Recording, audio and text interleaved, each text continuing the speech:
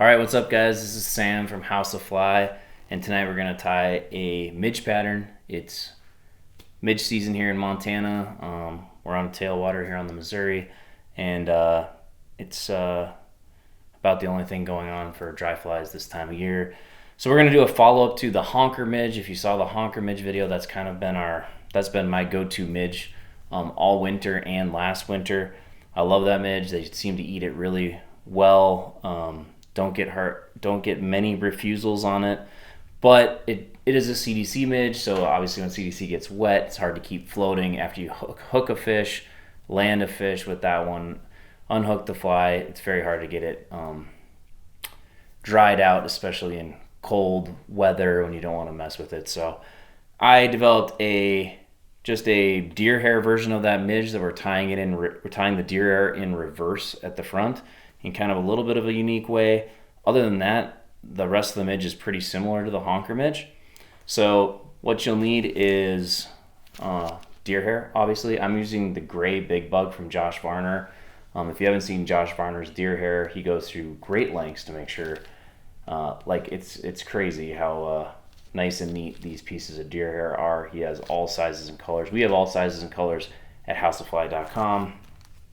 And we have the trigger point fibers in this color. So this is kind of the main thing on that Honker midge that really seems to make it work. So we use this in a dubbing loop for the legs. And then you'll need some kind of a biot. This is just a goose biot from that I picked up from my backyard, just in a natural color. You could use turkey, whatever, as long as it's dark and you feel comfortable winding it up the shank, it'll work.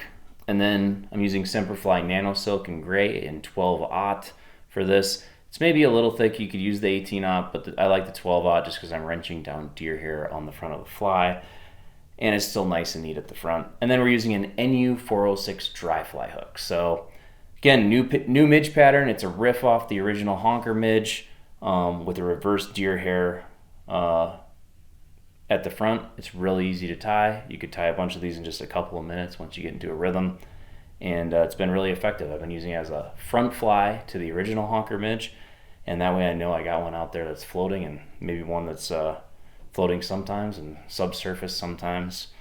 But yeah, we'll get tying it and hope you can tie it and try it this winter. All right. So we're just going to start with a goose biot.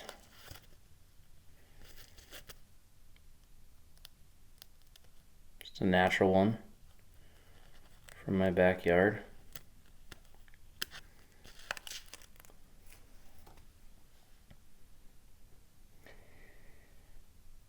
And lots of tutorials about this, but you can tie it with the natural bend of the goose biot going up or down, depending if you want a smooth body or a ribbed body.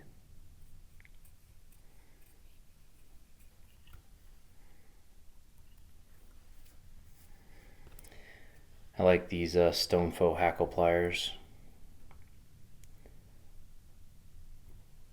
for all of my goose biots on my flies.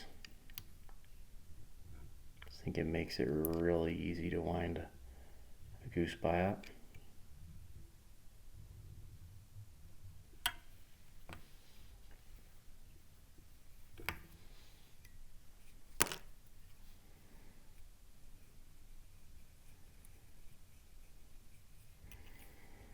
All right, got our goose bite on there. Then this is really the main ingredient for the Honker midge.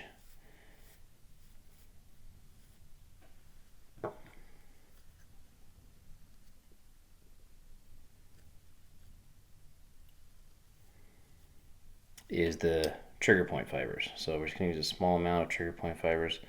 Really hardly need any. I always pull off too much and then I don't use it. So about that much, probably less. Make a little dubbing loop here.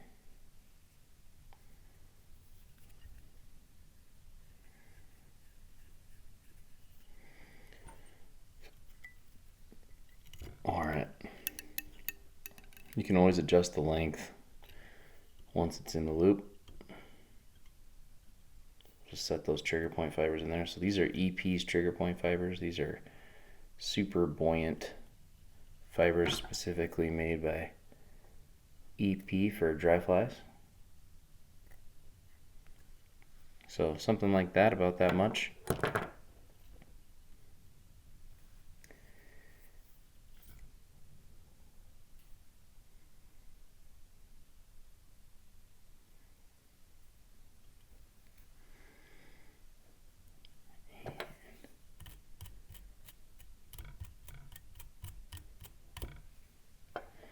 Should look something like that. You're only gonna need about 2 wraps of this.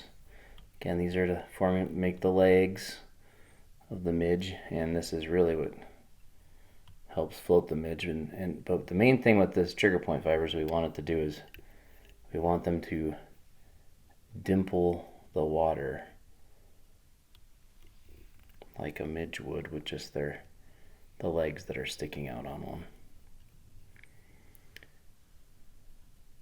This is a size 18, so this is still going to be quite a bit bigger than the naturals that are probably floating. So it's important that these trigger point fibers make that dimple effect on the water, since the profile of the fly is probably bigger than the naturals.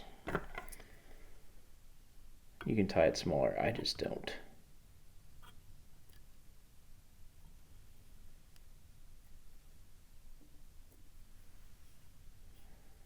Alright, we have our trigger point fibers on there. Alright, and then we're just going to add the deer hair. So this is the, a deer hair version of the honker. We're tying it in reverse, kind of like Popovich style. And this is Josh Varner's deer hair. We have every color and size on our website. This is by far the best deer hair. He spends an insane amount of time making these perfect. The hides are tan perfect. He stamps his logo in. It's a pretty awesome product from Mr. Varner. And I'm sure he doesn't want me to be using big bug hair on this tiny midge.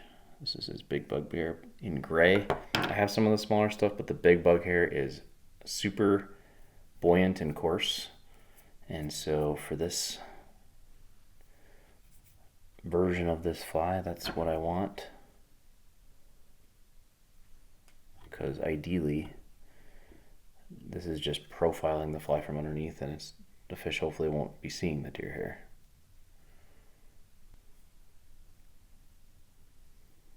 So we tie this in reverse. We want it about a little over the length of the shank. The hook is about the right amount. We want this deer hair to stand up.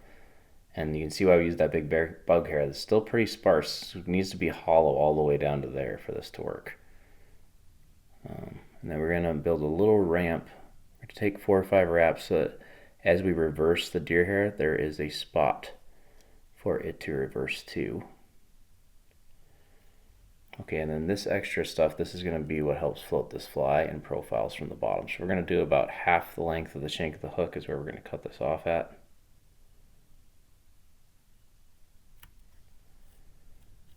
We have that extra buoyancy there. With a lot of midge flies, the recovery of the fly after you catch a fish and keeping it floating is often a pretty big challenge with these style flies, which is why we're doing a deer hair version of this honker, because the CDC version, after you hook one fish, you're pretty much toast on that fly for a little bit. Alright, so take a few wraps pushing the deer hair back, and then we're going to do about a 3 or 4 turn whip finish to just finish that ramp. Just like you would on a Beast Fleye when you're trying to control the amount of flare on the deer hair.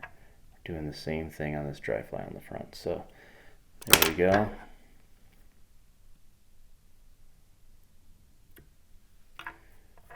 We got a big tall head that's going to stick way out. It's going to be easy to see on the surface of the water.